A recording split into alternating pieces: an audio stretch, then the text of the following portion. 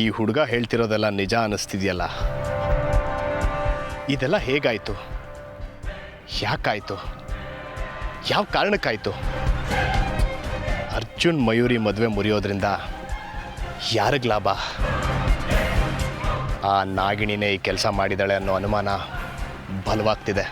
ಹಾಗಾದರೆ ಆ ನಾಗಿಣಿ ಇಲ್ಲೇ ಎಲ್ಲೋ ನಮ್ಮ ಸುತ್ತಮುತ್ತಾನೇ ಇದ್ದಾಳೆ, ನಮ್ಮೆಲ್ಲ ಚಟುವಟಿಕೆಗಳನ್ನೂ ಗಮನಿಸ್ತಾ ಇದ್ದಾಳೆ.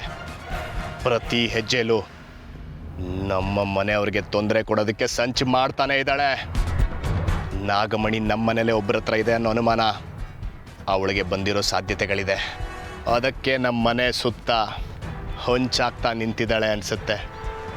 ಆದರೆ ಒಂದಂತೂ ನಿಜ, ನಾಗಮಣಿ ಅವಳ ಕೈಗೆ ಸಿಗೋವರೆಗೂ ನಮ್ಮ ಮನೆಯವ್ರಿಗೆ ಅವಳಿಂದ ಯಾವ ತೊಂದರೆನೂ ಆಗಲ್ಲ.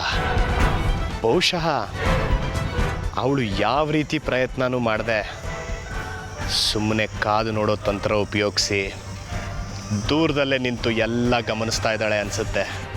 ಇಷ್ಟು ದಿನ ಏನೋ ಅಮೃತ ಮೇಲೆ ಅನುಮಾನ ಇತ್ತು, ಆದರೆ ಈಗ ಅಮೃತ ನಾಗಿಣಿ ಅಲ್ಲ ಅನ್ನೋದು ಗೊತ್ತಾಗಿದೆ.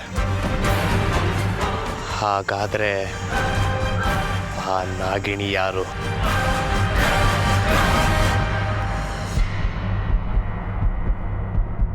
ಅಥವಾ ಅಮೃತಾನೇ ನಾಗಿಣಿನ?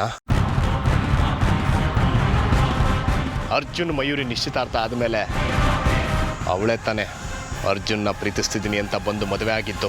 ಹಾಗಾದರೆ ನಾಗಿಣಿ ಅವಳೇ ಯಾಕಾಗಿರಬಾರ್ದು? ಅವಳೇ ಪ್ರತಿ ಸರ್ತಿ ನಮ್ಮ ಕಣ್ಣಿಗೆ ಮಣ್ಣೆರ್ಚಿ ತಪ್ಪಿಸ್ಕೊತಾ ಇದ್ದಾಳ? ಇಲ್ಲ, ಅಮೃತಾಗೂ ನಾಗಿಣಿಗೂ ಏನೋ ಸಂಬಂಧ ಇದೆ ಅನ್ನೋ ಅನುಮಾನಗಳು ಬರ್ತಾ ಇದೆಯಲ್ಲ.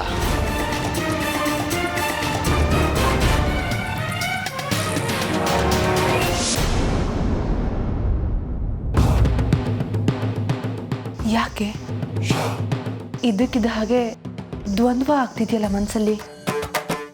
ಏನಾಗ್ತಿದೆ ನನಗೆ?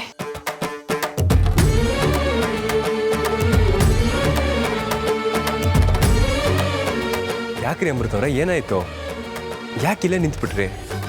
ಇಷ್ಟು ಹೊತ್ತು ಅರ್ಜುನ್ ಅವ್ರ ಜೊತೆ ಹೊರಗಡೆ ಹೋಗೋದಕ್ಕೆ ಅಂತ ಕಾಯ್ತಾ ಇದ್ದ ಮನಸ್ಸು ಈಗ ಯಾಕೆ ಹಿಂದೇಟಾಗ್ತಿದೆ?